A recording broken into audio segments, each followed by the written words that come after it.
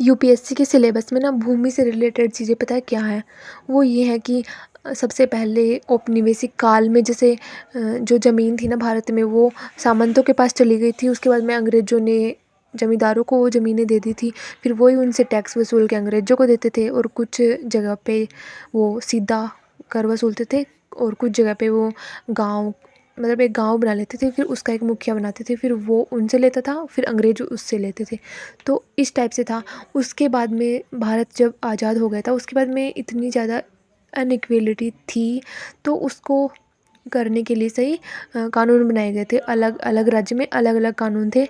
फिर ये land reform हुआ था ना, ये भी सही से नहीं हुआ था क्योंकि किसी के पास तो ज़्यादा ज़मीन थी, किसी के पास कम ज़मीन थी और जो रूल बने थे ना वो भी अच्छे से नहीं लागू हो पाए थे।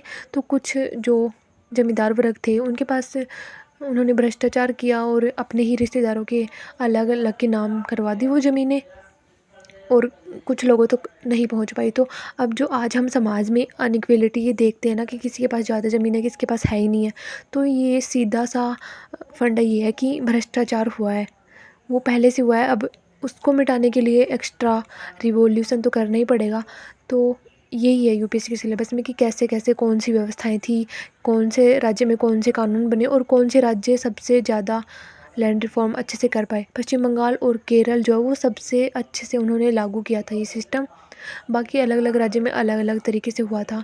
कुछ ने इसको माना ही नहीं, ज़मींदारी प्रथा को माना ही नहीं किसी ने बोल दिया कि हमारे यहाँ पे तो ऐसा रूल नहीं है। फिर उन्होंने ये कह दिया कि उन्होंने रूल बना दिए किराए पे ज़मीन देने के लिए, पट्टे पे ज़मीन देने के लिए। तो इससे रिलेटेड चीज़ ये है, अभी भी अनइक्वालिटी बहुत ज़्यादा है। अब मुझे नहीं लगता कि इसमें बहुत मुश्किल काम लगेगा, लेकिन ऐसा कुछ भी काम नहीं है जो असंभव है, अभी भी इक्वलिटी लाई जा सकती है। लेकिन इससे पहले हमें कुछ छोटे क्षेत्रों में ऐसा करके देखना होगा, लेकिन शायद ही मुश्किल ही लगता है क्योंकि अब संपत्ति का अधिकार जो है ना वो संवैधानिक अधिकार है, मौलिक अधिकार तो है नहीं है। तो सरकार चाहती है ना तो वो सब कुछ कर सकती है, लेकिन उसके पास संसाधन है, सब कुछ है।